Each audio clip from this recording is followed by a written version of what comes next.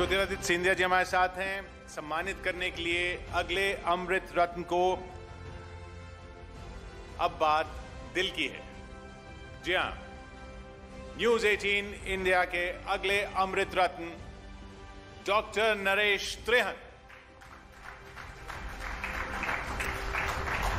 का दिल सेहतमंद जीवन की निशानी होता है, लेकिन जब इन धड़कनों में उतार चढ़ाव आता है तो जरूरत पड़ती है इन्हें बचाने वाले फरिश्ते की। लाखों दिलों की रक्षा करने वाले ऐसे ही एक फरिश्ते का नाम है डॉक्टर नरेश त्रेहन। डॉक्टर त्रेहन को पढ़ाई के दौरान ही ये समझ आ गया था कि दिल का इलाज भारत में ठीक से ना हो पाने के कारण लोगों को विदेश जाना पड़ता है, और जो इसमें सक्षम नहीं होते उनके पास धड़कनों को मंद पड़ते देखने के अलावा कोई विकल्प नहीं बचता। इसी स्थिति को बदलने के लिए उन्होंने अमेरिका की थॉमस जेफरसन यूनिवर्सिटी से कार्डियक सर्जरी की बारीकियों को सीखा और कुछ वर्षों के बाद अपने देश के लोगों की सेवा करने वापस लौट आए और अपने मिशन को पूरा करने में जुट गए। भारत के सर्वोच्च पदों पर बैठने वाले लोगों से लेकर देश के लाखों आम लोगों के लिए संकट मोचक की भूमिका निभाने वाले डॉक्टर नरेश त्रेहन की उपलब्धियां अनेक हैं। न्यूज 18 इंडिया कर रहा है इनका सम्मान, क्योंकि इन्होंने बढ़ाया देश का मान। अमृत रत्न।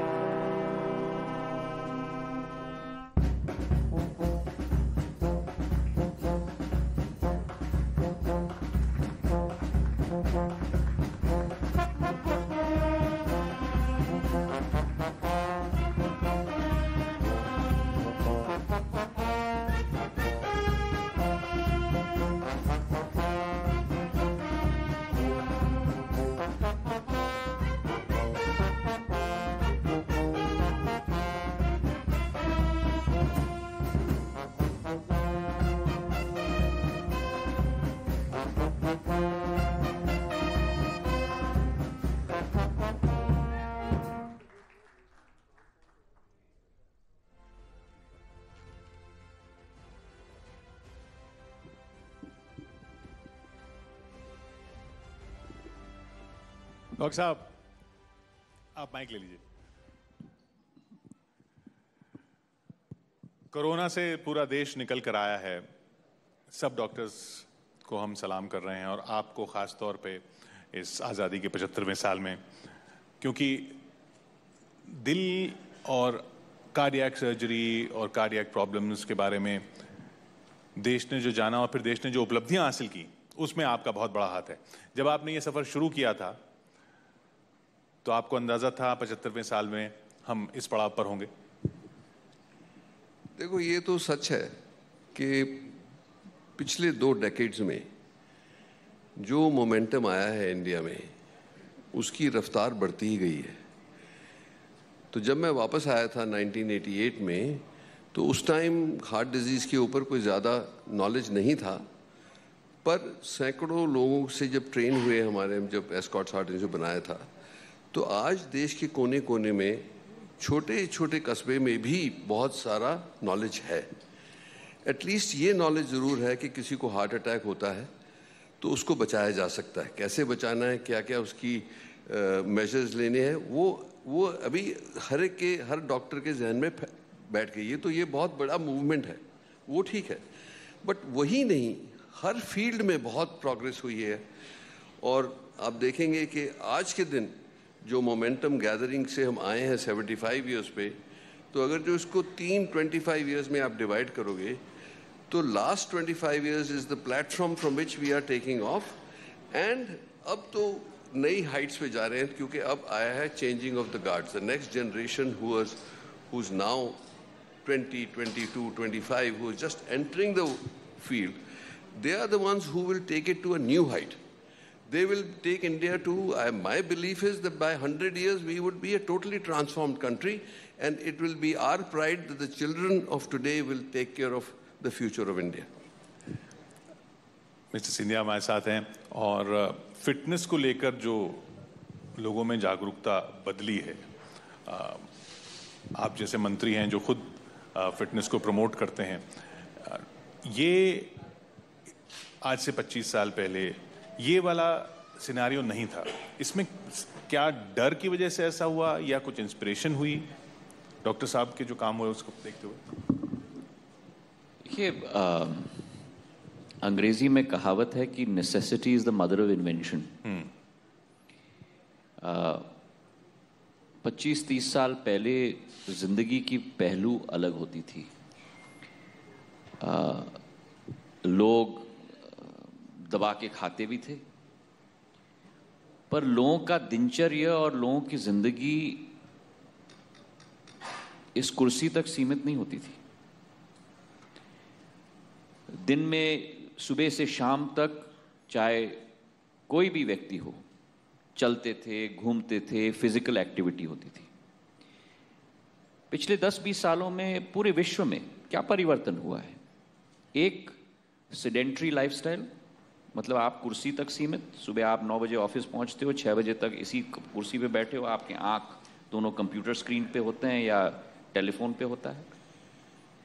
और दूसरा, फिजिकल एक्टिविटी न के बराबर, और उसके ऊपर मेंटल टेंशन या वर्क टेंशन। 20 वर्षों में, तो मैं अतिशयोक्ति नहीं होगी, डॉक्टर साहब मेरे साथ यहां बैठे हुए हैं, कि शायद 10 गुना ज्यादा बढ़ गया है हर व्यक्ति पर, और खासकर हमारे नौजवानों पर।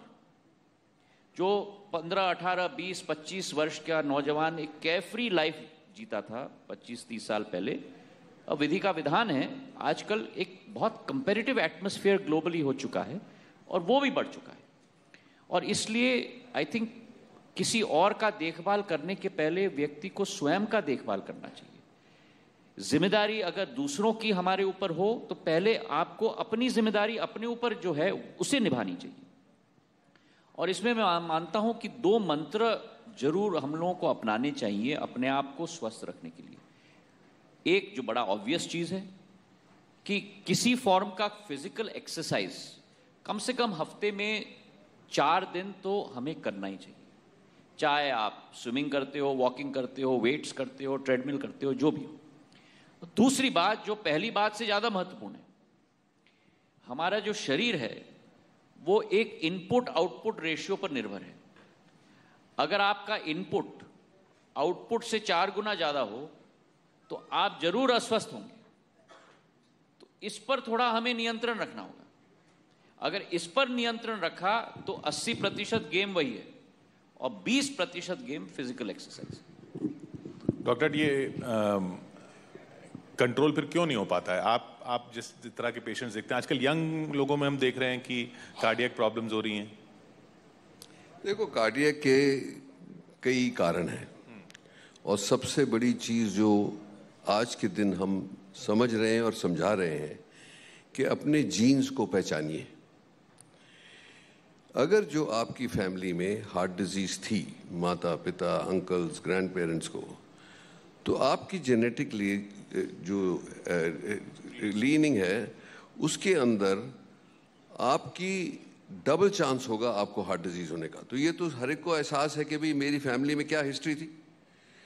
डायबिटीज जो एक कजन सिस्टर है हार्ट डिजीज की, वो भी यही रूल है उसमें कि अगर जो पेरेंट्स को होगी, एक पेरेंट को होगी, तो 25% चांस है कि बच्चों को डायबिटीज होगी। और अगर जो दोनों पेरेंट्स को अनफॉर्चुनेटली है तो 50% चांस है कि बच्चों को होगी। सो इसीलिए अगर जो आप ये 2 चीज़ों को पहचान लें तो आपको पहले ही एहसास हो गया कि मैं हाई रिस्क पाथवे पे हूँ।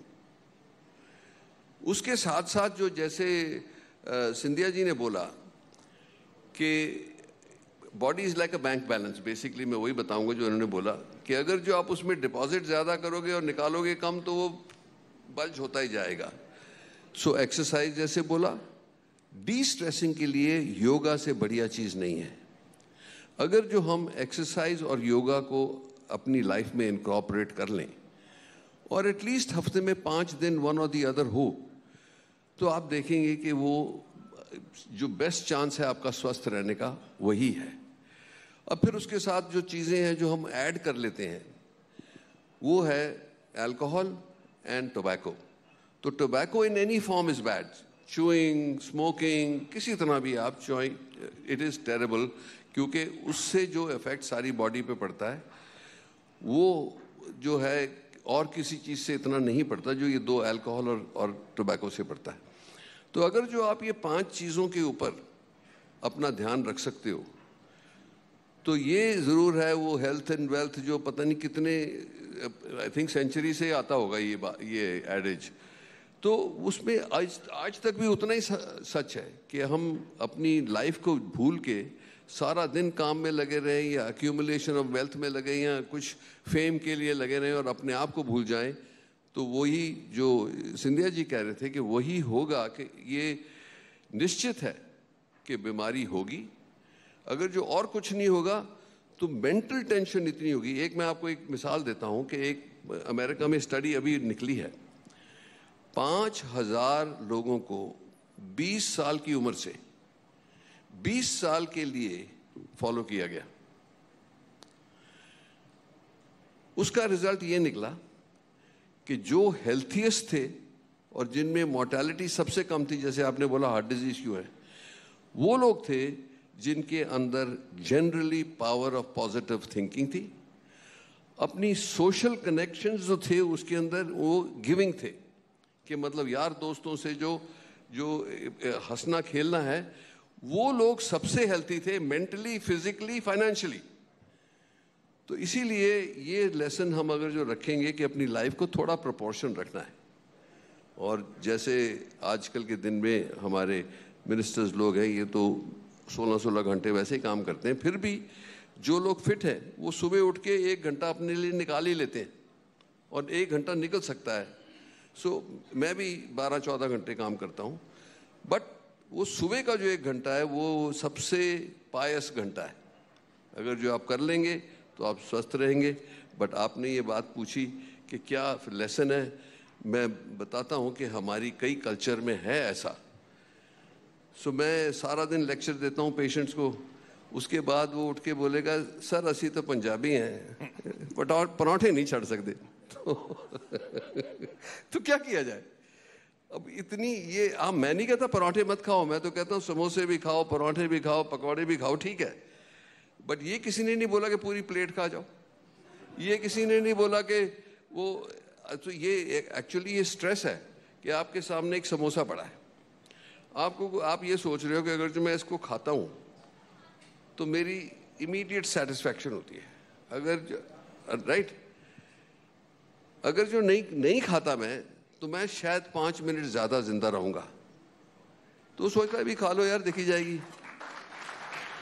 Right, so now question is कि you can have a samosa once or twice a week, nothing wrong with it, but you adjust everything else accordingly.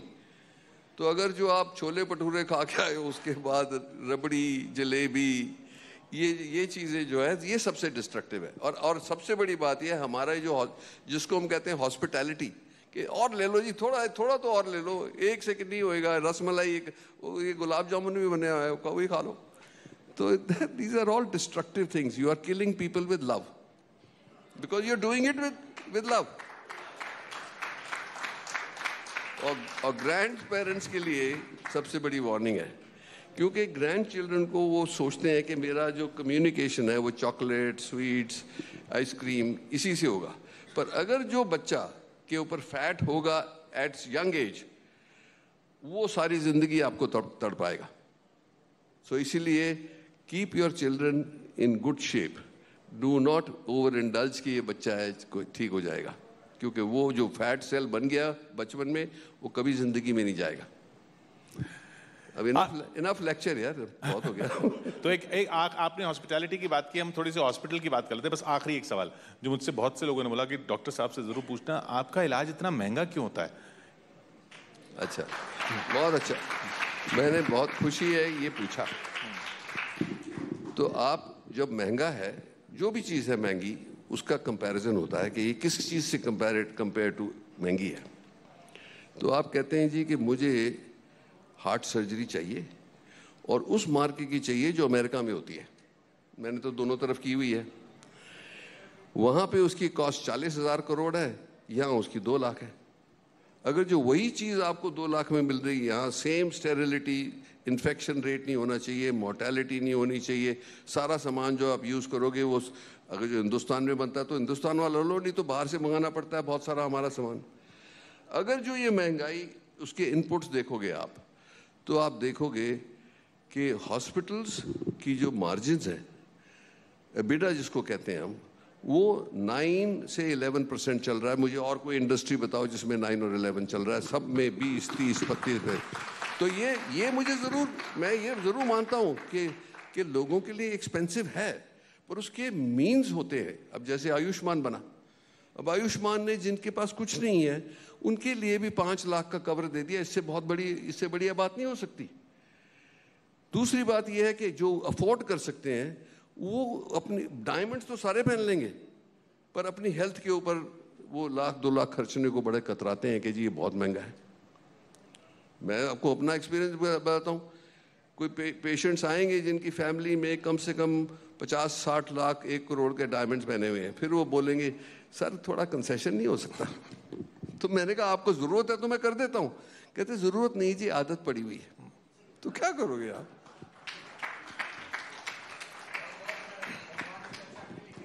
आपसे अनुरोध करेंगे कि मंच पर थोड़ी देर आप लोग बने रहें, क्योंकि मंच पर हम बुलाने जा रहे हैं mister Avinash Kaul, CEO network 18 broadcast. Sir आप मंच पर आए और ज्योतिरादित्य सिंधिया जी को सम्मान दें।